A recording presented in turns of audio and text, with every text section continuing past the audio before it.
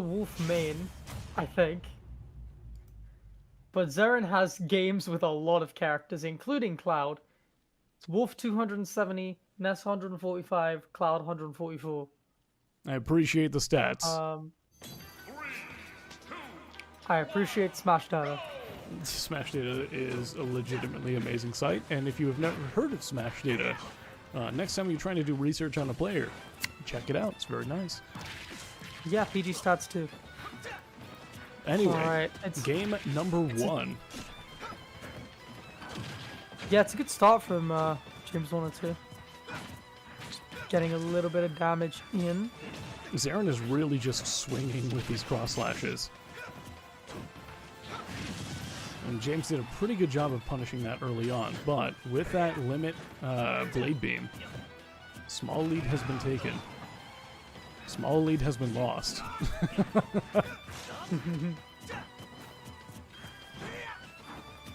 Yeah, no, it's pretty even so far. Alright. Grab on the whiffed cross slash. Oh no, Ooh. James! With the unfortunate SD on the right side of the stage, I don't think that they're all that familiar with Roy's like recovery. Yeah, you're gonna see that when you're playing character you're not necessarily as familiar with. Still though, that was rough. Okay, yeah, limit on deck really and used immediately with the blade beam. Oh, the catch and the tech! That was beautiful. From both of them. Yeah. James 102 making sure to tech wall jump as well, but air dodging in. Air dodging into a like semi-charged forward smash, it looked like. Yeah, I think James 102 was probably trying to roll in, which was actually probably the correct option there, but just pressed the button a little bit too early. Alright. Oh, Zerin charging up that limit, trying to get that up B just to go a little bit higher, still wasn't enough. Oh, James 102. Yeah, right, you so can kind of tell are fishing for like an... yeah, Zerin's currently in the lead 2 stocks to 1.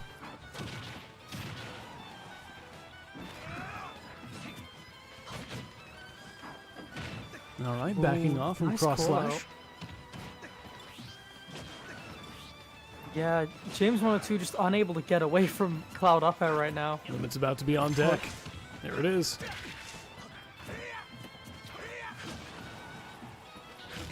Gain this pressure, just keeping James 102 in disadvantage for so long. Platforms do be sticky. Nice up smash. Yep. Knowing that, that James 102 Zerin takes game 1 with 2 stocks. Run off.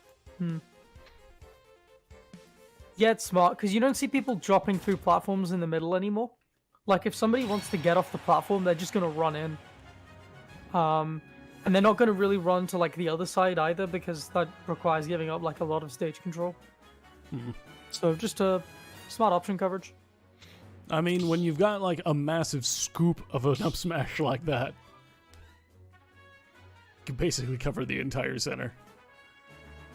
So why wouldn't you?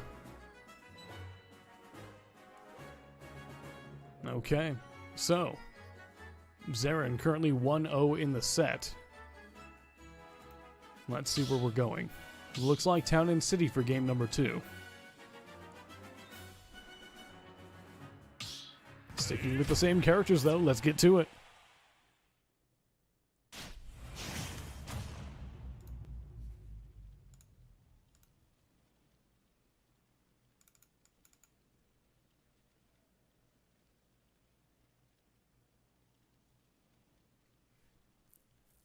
Loading screen? Ooh. Loading screen? Loading screen? There we go. Yay. Got a little worried there, but we're live. Here we go. Okay. Just walking in with the jab. Why not, right? Walking is, like, very underrated. Punishing climb hazard with a nice jab 1-2.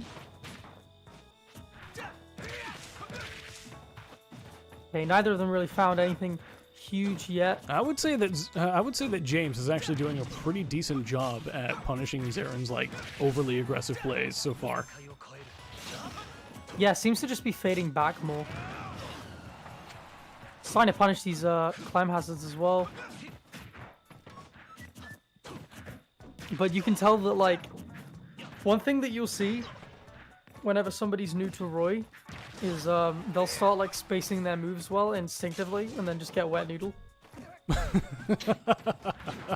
Yeah, because isn't his sword, like, most powerful at, like, the base? Yeah, the hill. Yeah. Like that. Beautiful. There we go. Very nicely done. And with that, James 102 takes the first stock of the game.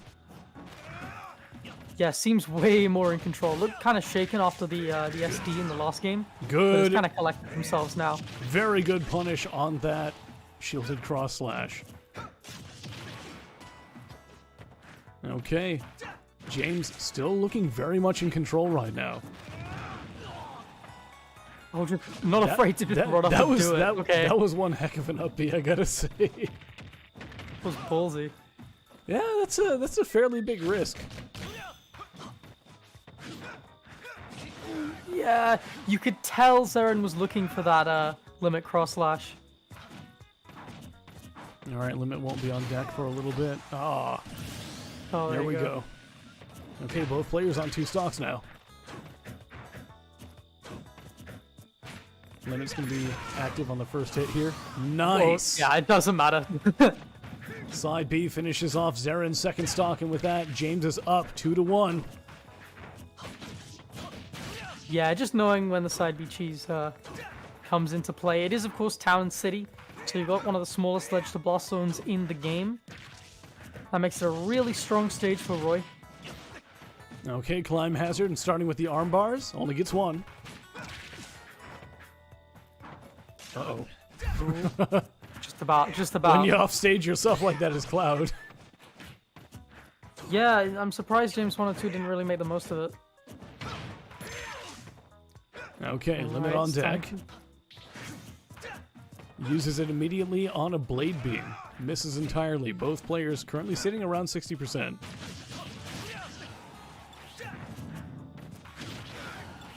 Oh, Big that scoop. was beautiful. Yeah, that was a good call out. Caught the jump very nicely. Not quite a spike on that down air. James is living. That back air is going to catch him, though. Both players on last stock. James 102 has a small percent lead at the moment. Limit on deck. Very nice. Caught the jump. No jump, no Okay. jump.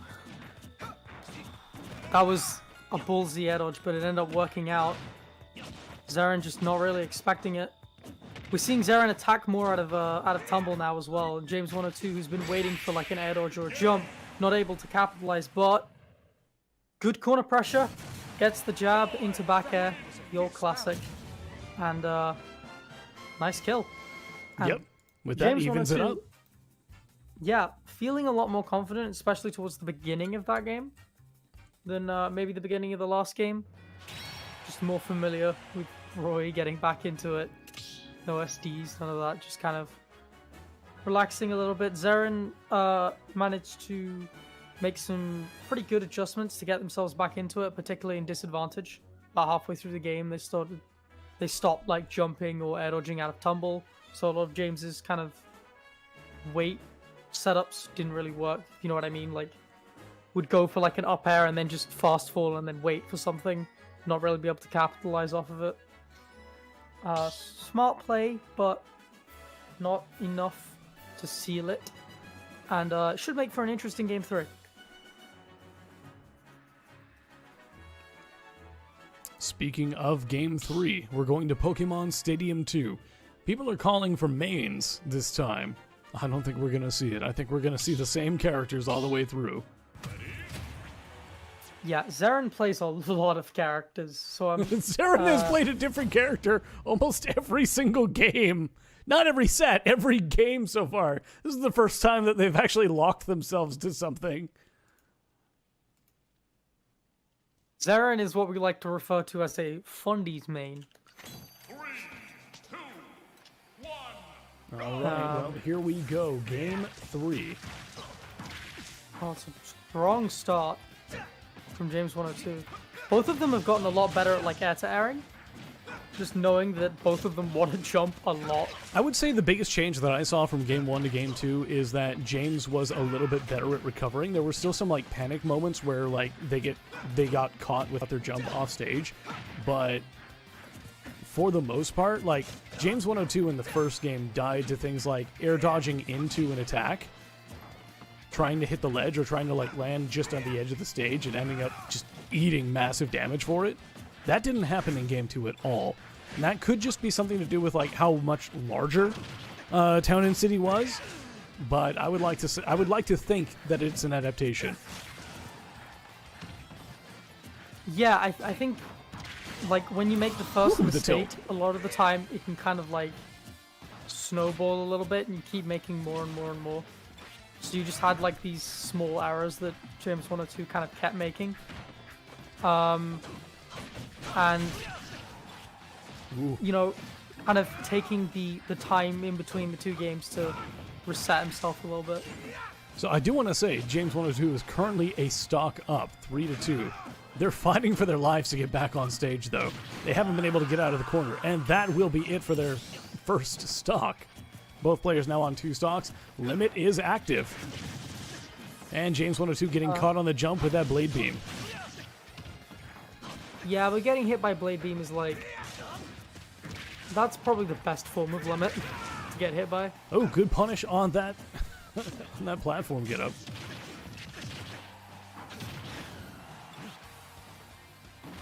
That being said, It's hard. Zerin has kind of turned the tides now. Yeah, Zerin's definitely like on a roll at the moment. All right, Limit is once again available. Oh, Interesting. nice catch. Reverse blade beam. Yeah, it was good DI from James 102 to not get stage spiked. Try and get onto the stage and get some stage control, but unable to really get there. Yeah, James is in a similar situation to last stock. Or, you know what? Maybe not. They're back in center stage. They have control of the stage, and now it's gone. I was going to say, I like how... James 102 had a little bit of difficulty actually like getting back off the ledge that first stock. Yeah. Kind of saw that happening again.